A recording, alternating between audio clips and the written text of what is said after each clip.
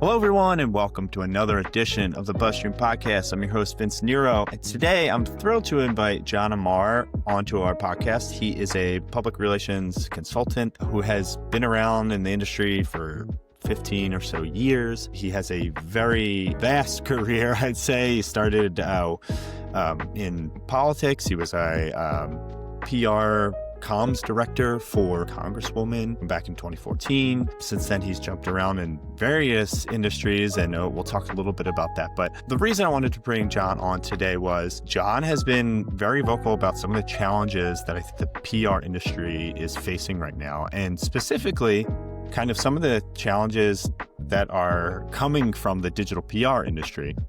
And I think there's kind of this clash that's happening right now where PR is trying to expand and is rubbing up against kind of more of the traditional PR industry.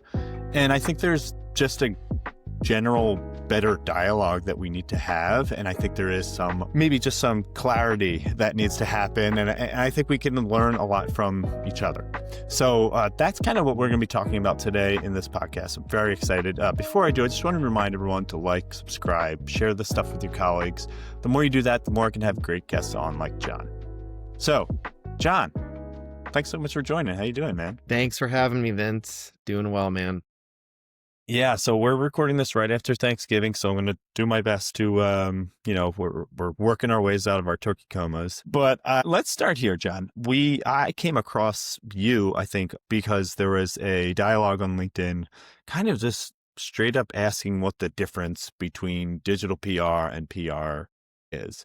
And I think I want to start with having you kind of define what PR is, because we talked about this briefly right before this, and we're talking about clients, and sometimes you get clients on that are either saying they don't like PR because they've been burned in the past by some, shady agency masquerading as digital PR, or maybe they just don't know the full extent of what PR is. So I want to start with explaining PR, and then we'll get into digital PR, and then we'll kind of go from there. So, Jon, what is PR?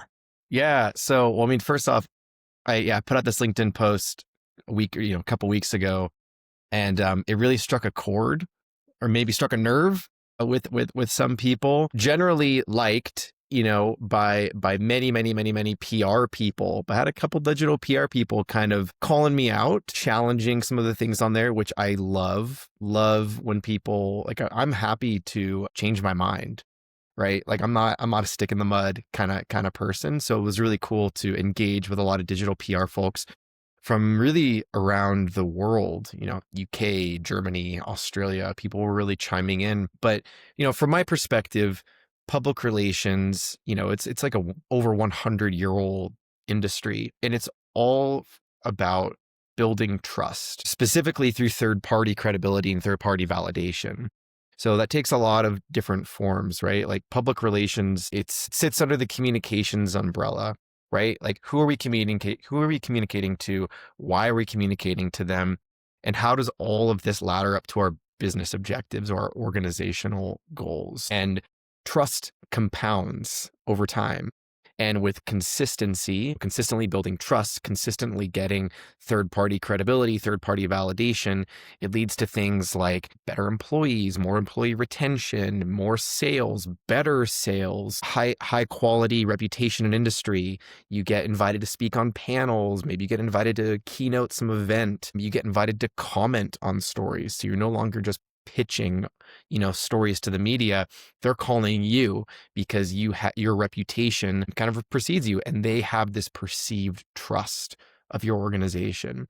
So, public relations, we could talk about the different tactics, but I think high level, it's 4 buckets, right? There's earned media, which is, milestone announcements. You have something that you want to say, you have something that's potentially newsworthy to your stakeholders, and you pitch that out as a story to a reporter and they write about you. Or you have some, opinion, ideally a differentiated opinion or point of view on what's happening in the world or in your industry, and you write an op-ed or a byline and get that pitched and placed in an outlet that's meaningful to your stakeholders. Then there's owned media, right? So that is, your website, typically your newsletter, the channels that you fully own, you fully control. Social media falls into that bucket as well, although some PR pros kind of break out owned and social. I tend not to do that because they are essentially the same thing, although the specific tactics are slightly different. And then there's paid media, which I think is often misunderstood, right? It's not just buying your way into an article through, sponsored native content, for example, or like getting into like a buying, a holiday gift guide or something, which typically involves like affiliate marketing links and things like that. But from my perspective, paid media is like commissioning a survey and doing like a data-driven campaign based on those survey results. So you're working with a third party to get third party, survey data that you are then branding and pushing out as part of a larger trend story or trend piece. It could also be like paid webinars with media outlets.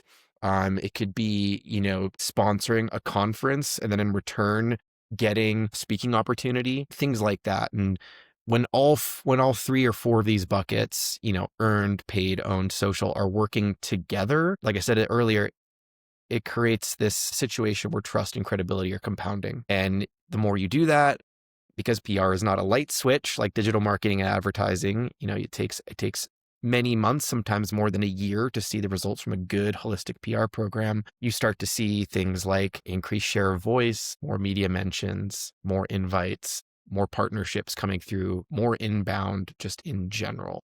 So that's my kind of long-winded way of explaining PR. No, that's great. I mean, I took a few notes here because I think there are some things like let's talk now about kind of digital PR, because I think kind of the overlap that I see, like, let's start here, because I think to me, digital PR kind of spun out of the SEO game, right? Like people saw an opportunity to utilize PR, specifically earned media, to raise domain authority, domain rating of a website, which would help them rank better for keywords. So there was this kind of through line into SEO, organic traffic, and this ability to kind of, let's say, like measure it in a more, let's say, tie kind of a specific PR type of tactic to more consistent like revenue triggers. So for instance, if you could get your shoe company ranking for best, running shoes, then you could attribute all of that marketing work that you have done, that PR work, that link building work, that SEO work, to the revenue seen from that digital channel. Go ahead.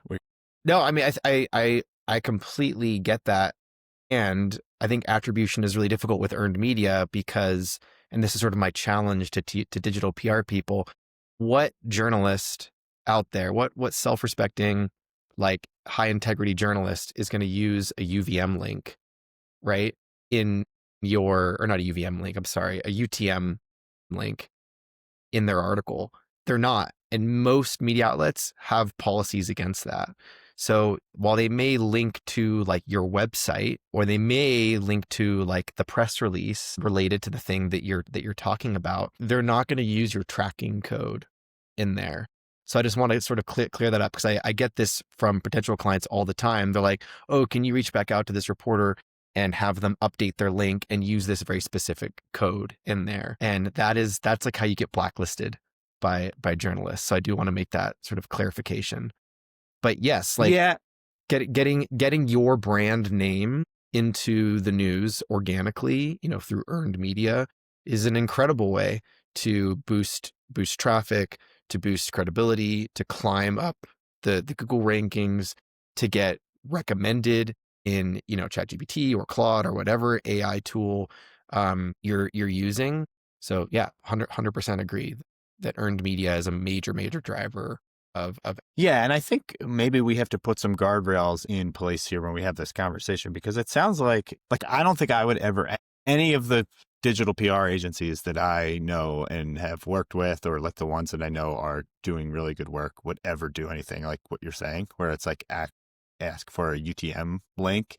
especially from a journalist, like, yeah, I think we're all in agreement there. Like, I mean, there's easier ways to show attribution from there. You know, you're looking at referral traffic from a specific, but I think for the most part, SEOs and like digital PRs, when they go in reporting, it's more about general trends. Like, you know, they will look at a handful of metrics, be it, or, you know, increase in organic traffic, increase in traffic, you know, domain rating, domain authority, increase in rankings for specific campaigns or specific keywords that they build around campaigns. So if you wanted to rank for best shoes or, you know, black running shoes, it's not necessarily trying to go out and get that specific page linked. It's creating campaigns around that, with the idea being you get links to these supportive pages, which then link in to your running shoes page, and that increases the ranking. And that's kind of been a tried and true kind of tested hypothesis and kind of workflow within the digital PR space. Where this gets really, where it goes off the rails, I think, John, and what you feel, probably, not to put words in your mouth here, but like, is when people just do this wrong. And it's when they're trying to shoehorn a product into a news story that doesn't make sense, or they're shoehorning their own brand into a news story or a topic that doesn't make sense. And there are tons of people out there trying to do this kind of thing, especially now. We've seen an influx, I think, in the digital PR space of, call it just like link builders who are trying to use some old school kind of spammy tactics to this idea of like spray and pray, but like not only that, but just kind of getting too far away from what makes logical sense for a journalist to cover. Well, I mean, let me ask this: like, public relations, right? Been around for over 100 years. It's all about trust, credibility, things like that. Does digital PR build trust and credibility, or does it just give you links so you can rank higher on Google and get more traffic? Like, what is the goal? What are the ultimate goals between PR, public relations, and digital public relations from your perspective? That's a fantastic question. I would say the ones that do it right do it in the way that you're saying. Like, they are building trust and brand awareness in the places that their customers are actually spending their time. And I'll give you a couple examples. Like, I can think of, like, one of the examples that got blasted, for instance, this is how not to do it. There's kind of one of the big tactics, I think, that a lot of agencies use is this like expert commentary piece where it's, you know, there's news breaking and you pitch out, you know, my so-and-so expert from this company has this to say about it. And it was something about air quality in, air quality. And I think it came from it came from a casino company, and it was a casino website, and it was like, you know, so-and-so from this casino says, you know, this is how you can fight off like allergies in the spring or something. And it just like, you know, like it had nothing. It's inauthentic, you know, and it's like purely opportunistic. That's a nice way. Yeah, exactly. That's a nice way of saying it. It has nothing to do with it. But, you know, there's flip sides of this where, say, a jewelry company, say it's I've seen this a handful of times. Somebody gets engaged, a celebrity gets engaged, and a jewelry company online, you know, e-com jewelry site will say, based off of our data and like our inventory, this ring looks like it probably costs X amount of money. And, you know, if you're looking for alternatives, here are a couple on our site. You know, it's like, that to me is a one-to-one connection that makes logical sense for a customer. It's a nice story for a journalist. It gives them something to write about. That to me is, you know, can build that trust because it's providing some value for someone. But what's your take on something like that? You know, I mean, I want to say, like, for the record, I don't hate digital PR pros. I think that, and I know this might seem like that I have like an axe to grind. Like, I think the work that they do is very important to companies that are primarily in like selling things to consumers. I see a lot of value in digital PR for those like direct to consumer companies maybe some B2C, probably some B2B, right? Especially like SaaS companies. It's a crowded space. Differentiation is hard. And so you want to be included in these like buying guides or these holiday guides. You want to be mentioned in a roundup of, best B2B SaaS for aerospace articles. I completely get that. The objectives are different though. And I think when you're calling yourself a digital public relations person and marketing yourself as this, public relations expert, when in reality, it's from my perspective, it's mostly SEO and link building, which is fine. Like those are useful tactics to a lot of companies, but I do question whether, and this could be just like semantics here, but like, is public relations the right term for that? I get prospects who come to me and they say, I'll say like, hey, have you ever worked with a public relations person before? And they'll say, yeah, we tried a digital PR person, but it didn't really work out. And I said, well, how did that go? Like, what did you expect? How did that digital PR engagement work out? And they'll walk me through like the tactics. And as I'm listening, this happens to me more often than not. Like, those are not public relations those are not like classic public relations tactics, right? And I'm not. Maybe I'm a little bit of like a PR purist, but that doesn't mean that I wouldn't, like, if a company came to me and said that, we just want more links, or our competitors are outranking us, I'm going to kick them over to an SEO agency, or maybe I'll kick them over to a digital PR person who specializes in like increasing SEO or in getting, backlinks for the sake of climbing rankings. Public relations is not about getting backlinks for the sake of climbing rankings. It's getting recognition in outlets where your stakeholders live and consume content, so they can not just learn about you, but trust you. It's about long-term trust, not short-term sales or even like quarterly sales and quarterly traffic bumps. Like, the metrics are completely different. And so when you have digital PR people out in the market calling them, like, using PR, public relations, in their sort of pitches, they're confusing people who then come to people like me and say, well, I've already done digital PR, so what's the difference?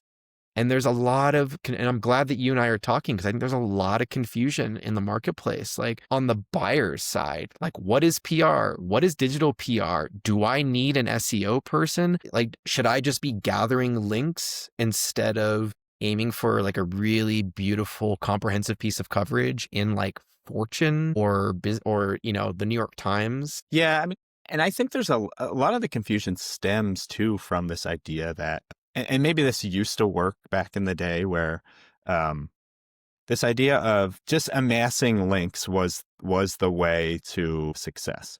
And I think what we're seeing in the past year or two is Google is starting to award more people, and this might be a lot.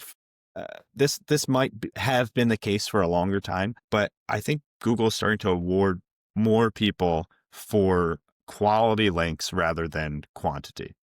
So I think the idea is here, what I'm trying to, where my head goes when we have these types of conversations is like, we should be aligned. Like, digital Absolutely. PR should be thinking about it from the perspective of the stakeholder. What is going to make the biggest impact? And I think there are those sub cases where like the goals just aren't aligned, and like people are trying to use digital PR when they shouldn't be, actually. And I think, to your point, like, there's plenty of pretenders out there who are like, oh yeah, we'll do, PR, like what, and they're just basically trying to make a buck, right? And there's nothing wrong with that either, Vince. Like, but like, that's why I said in my post that when, a little mini viral is like, I said, like, I get we're all trying to make a buck out here, but like, let's also not bullshit ourselves or the market, right? Like, a true PR pro is going to be working on things like leadership transitions, going to be working on crisis communications. They're going to be writing speeches for executives. They're going to be creating briefing memos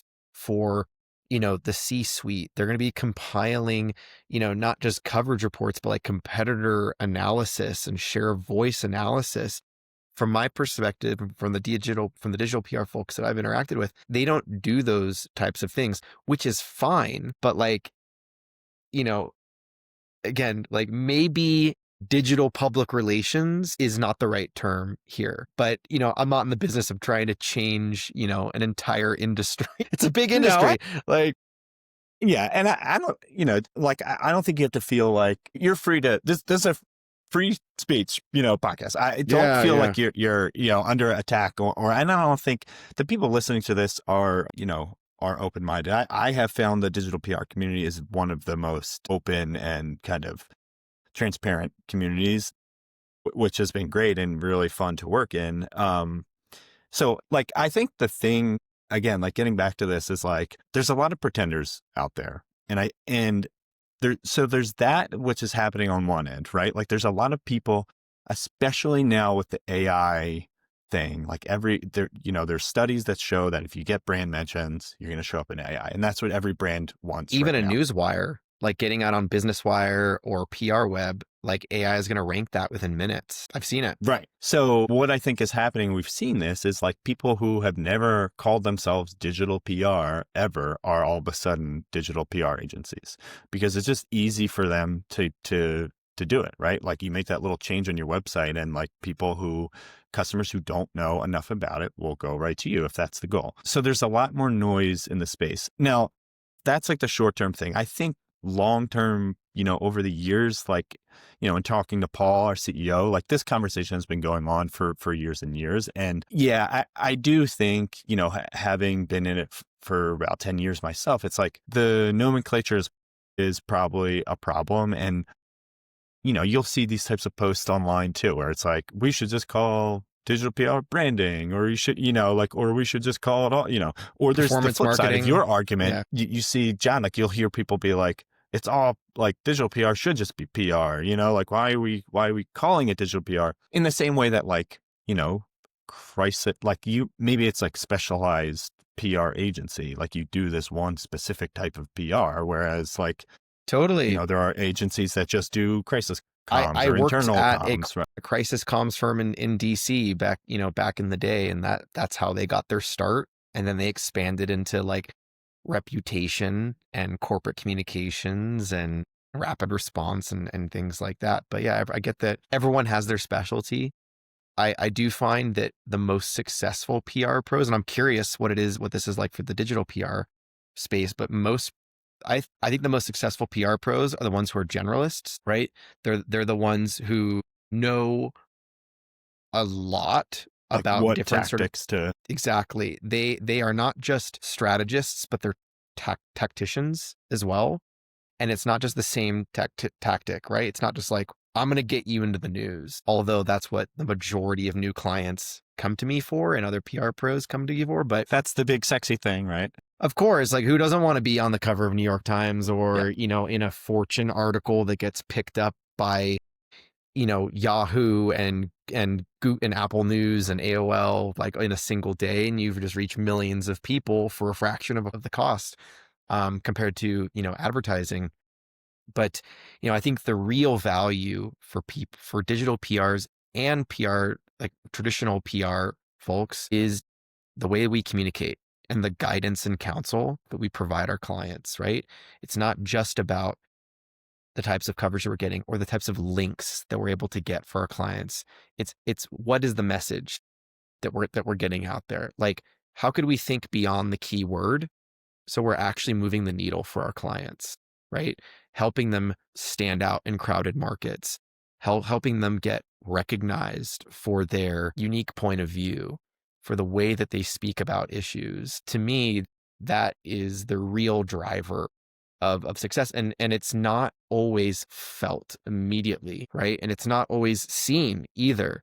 And for the longest time, the traditional PR industry didn't have its shit together with like measurement and, and metrics and things like that. It's like, well, it's this like nebulous thing where like you feel it, right? And I still believe that to a certain extent. I do think that metrics are incredibly important, like the number of articles and the estimated reach. I think that stuff is important to some people. I've also talked to clients who don't give a single shit about metrics and analytics.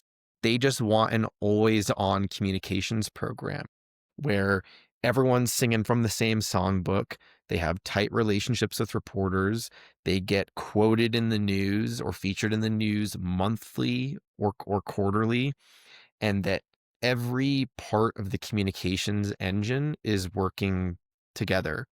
And so, I think, after posting about this on LinkedIn about, digital PR and PR, and even with this conversation, I think what's becoming clear to me more than ever is that there just needs to be more collaboration with our industry, right? Like if someone like me were to get together with a digital PR pro who is like a total ace at, I don't know, in a particular industry, I have a pretty big client in the impact investing space. With our two services combined, we could be incredibly dangerous together and do really, really awesome work. I do think that there is a bit though about like knowing your audience, knowing the client, like what are they looking for, and knowing our lanes, I think, right? Like I'm not gonna sit here and sell SEO and link building services, even though it's a bit of a gold rush right now. That's not what I'm interested in.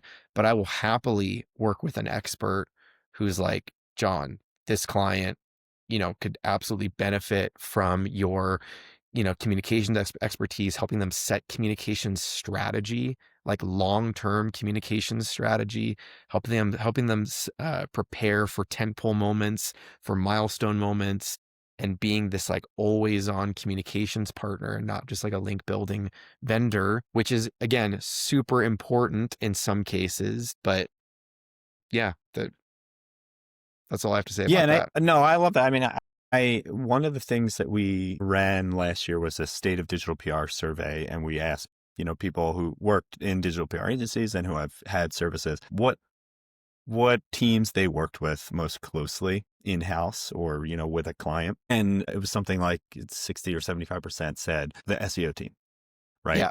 Versus, and like the brand team and the PR team were like, 10% or 8% or something really. That does really not small. surprise me at all. Actually, I thought that you were going to say marketing, but like SEO typically reports to marketing. Yeah. I don't report to marketing. Traditional PR does not report to SEO or to marketing. They report to either the director of communications, the chief communications officer, or the CEO, or a combination of all three. And I think that's a key distinction between our two industries. An opportunity to kind of create the bridge between those two sides of the business. Yeah, I mean, 100%. I working in agency for so long can say, there were so many times when we could have benefited from, media relationships that the PR team had, insights into, what campaigns they've tried before, or tactics, strategies that were going on. And again, like there are digital PR agencies, digital marketing agencies out there that are crushing this kind of stuff because they are thinking from a bigger picture. It is not just like you're saying, Jon, where it's like, we're just getting links. And even to the people that are, hiring agencies just to do that, hiring a digital PR agency just because you want to get brand mentions. I don't think that is the best play. I do think there needs to be more, involved. Like there's so much that digital PR can give to the other areas as well. For instance, like take a campaign you're doing and that can become a social campaign, and that can become, email marketing, assets or collateral. And then from the flip side, like I was saying, like the pre-existing relationships that the internal PR teams have, like are invaluable, to a just a PR team. So I want to ask you too. So like, say you are working with a client, your investment client, they have a digital PR team. What's the first thing? What's the first conversation you want to have with them so that you guys can get aligned? That's a great question. What does that look like? Well, I do know that this impact investor client of mine, they have an SEO, either a person or consultancy or something. I have not been put in touch with them, surprisingly. But if I have asked for all the digital PR pros out there who are like, see. But the first question that I'd ask was, what are your recommended keywords? what are the recommended keywords that need to be in every piece of external communication, because public relations pros work on internal communication and external communication. Most of the stuff that I work on never goes outside of the boardroom, right? Like it's high level executive level communication. But the stuff that does go out, I would love to have an SEO guide that I can make sure that I'm hitting whenever I'm putting together an op-ed, whenever I'm putting it together like a press release that's going to go out over the wire or even on the website, whenever I'm putting together maybe even like a LinkedIn post, like for the executive, like give me a couple keywords that you're working on this month or this quarter, and I'll weave it into the messaging. That would be extremely helpful. Yeah, I love that. I mean, and that speaks to this idea of like, if you want to get SEO, get your SEO speak together, it's like this, the semantic language around the keywords, and like Google looks at the words surrounding an anchor text. So like that is like always best practice, even with the digital PR communities, where it's like, if you are BuzzStream, like anytime I mention BuzzStream externally, I try to say, email outreach platform or digital PR platform, BuzzStream, because they do look at that kind of stuff, relevance, it says semantic relevance within the contextual relevance within the like snippet, I guess, that they look at. Okay. So we're looking at that. You're talking with the teams kind of SEO wise. Put yourself in the seat of digital PR. Okay. You are trying to compete right now in the space, differentiate yourself as an agency. You don't want to just be an agency that gets links. You want to start providing more value. How do you do it? What tips do you have? What advice do you have for them? Are there specific tactics that you would recommend they kind of employ? But again, put aside your negative connotation of digital PR. You're starting, John. I'm telling you, you're starting a digital PR agency. You have to. What are I some of the have things to you're do it. pulling Yeah, into John is suddenly a digital PR pro. The first thing that I would do is find a way to stop reporting to the SEO person on the client side. Stop reporting to marketing. Start reporting to the C-suite. You want to get linked into business decisions. You want to get linked into the organizational objectives of that month or that quarter. You don't want to be the last person to know when something is about to roll out or has already rolled out. You want to be in the room when announcements are being formed, because that's where people like me sit. And that's where the real value is, right? That's when you start moving away from being a vendor to being a true partner. So yeah, I would do that. I would then sort of switch my mindset and start thinking like an owner, right? If I owned this business that my client, that my client is running, how would I communicate my value? What are the outlets that I would want to be in? What are the communications channels and levers that I could pull, immediately? What are the blind spots that I need to be talking about? So a big part of PR is helping clients identify their blind spots and being very candid with them about that, about those blind spots. So yeah, I would say, yeah, just to reiterate, like stop reporting to SEO, like as soon as possible. And then work with someone like me, who can help create a PR program that complements the digital PR work, right? We don't need to necessarily, I don't find myself competing with digital PR. It's a very different space.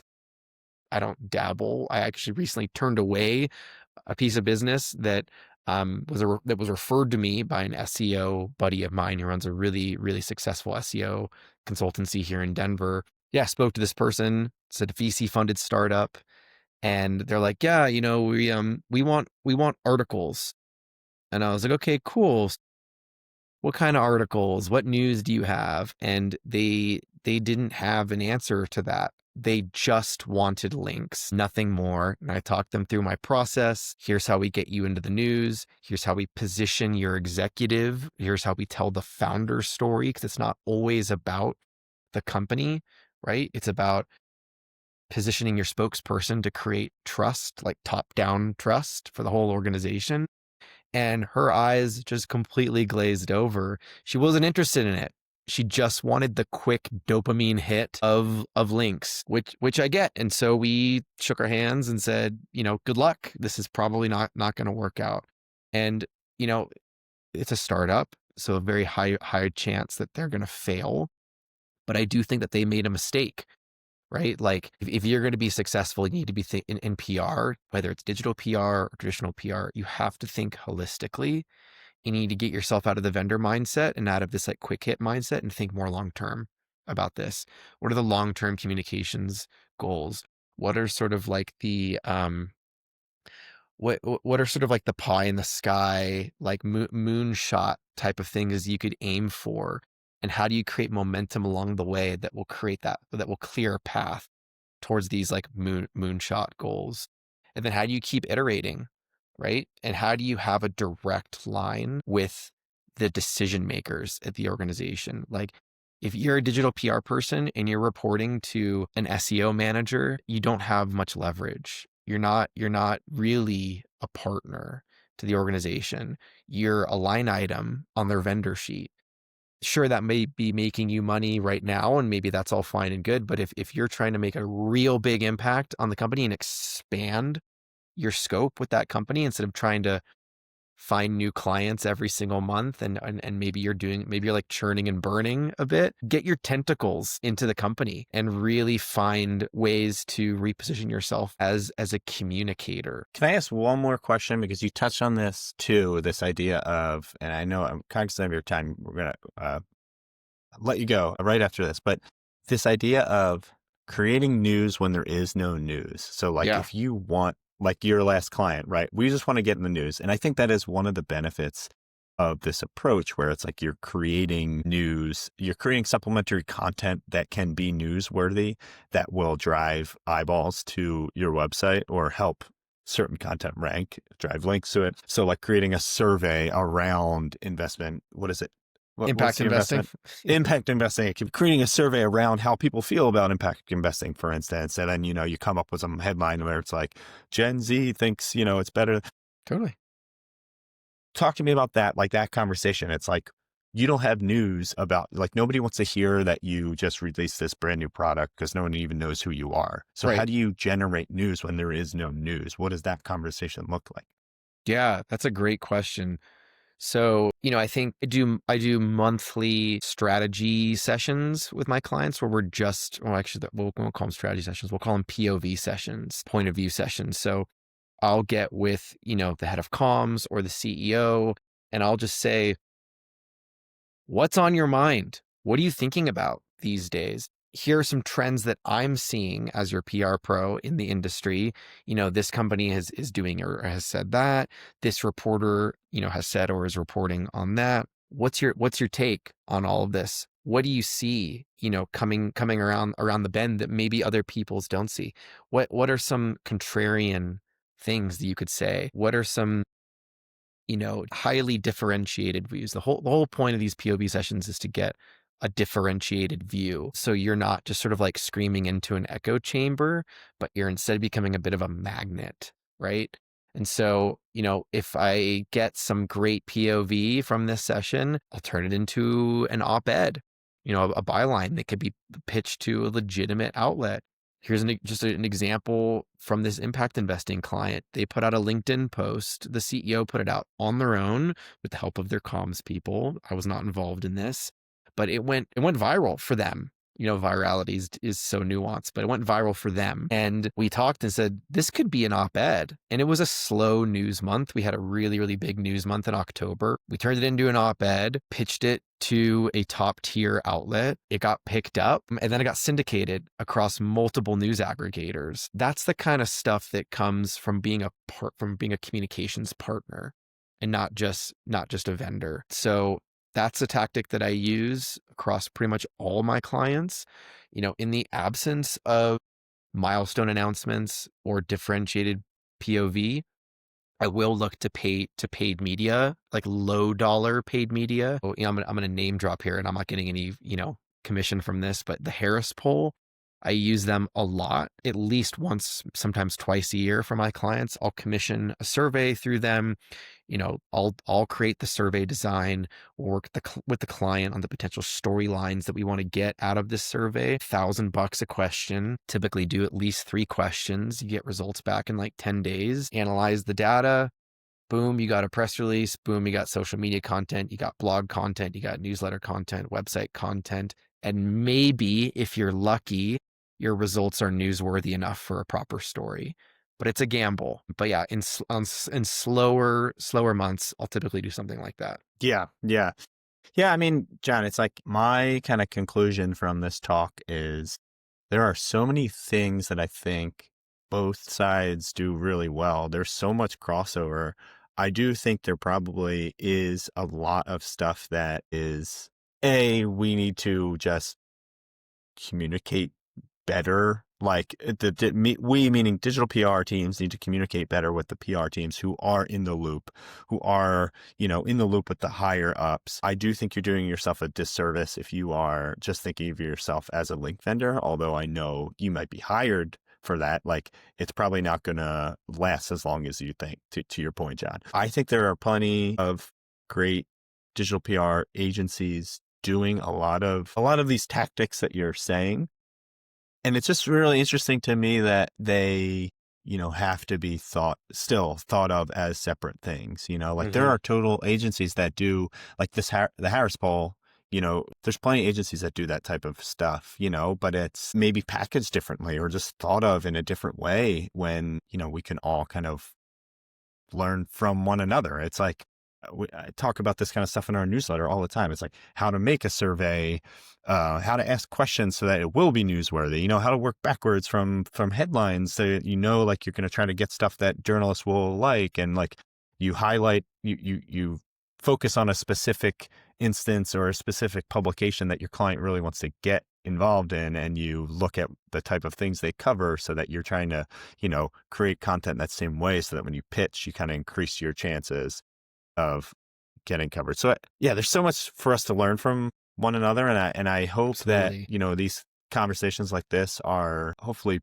break down walls more than they put up barriers, because I do think, especially now that earned media is becoming such a highly competitive market, there's just a lot more noise and there's fewer journalists. Sorry, go ahead. The ratio is gross. 7 PR pros to every 1 journalist. That's the latest data. And with more and more digital PR pros getting into the space, and from my perspective, a lot of them don't know proper media etiquette. The same media etiquette that's been around for like decades. It's making all of our jobs harder. And so to your point, Vince, like if we can work together, if we could collaborate, if we could have more open lines of communication where I'm better able to understand the value and the tactics and the strategy of digital PR pros, and then they're able to better understand the strategy and the tactics of more traditional PR comms folks, like we could do really good work together, and we can really chart like the next chapter of like the comms industry. Forget digital PR, forget PR, like I'm talking the whole communications industry. And there are agencies out here that have done, that have merged the two. But I think at the client level, we need to be like way more in sync. And I think the results could be fantastic for us and for our clients. Yeah, I love it. Let's leave it there, Jon. I know you have to jump off. I really appreciate all your time. People can find you, Jon, on your website, jza-pr.com. Definitely check out all of Jon's work. Find him on LinkedIn. He's also active there, as he said, I'll link to all this stuff in the show notes. Jon, I'm going to let you go. I know you got something to pop off for, but let's keep the lines of communication open. I hope to see you again on the podcast, and when we've totally revolutionized the comms industry. Yeah, we're on our way in a year. Yeah. One conversation at a time. Yeah, thanks for having me on, Vince. This is it. Thanks for the chat, and if whoever's listening, I'm always down to chat. So reach out. Yeah. Thanks again, Jon. Take care and good luck, everybody.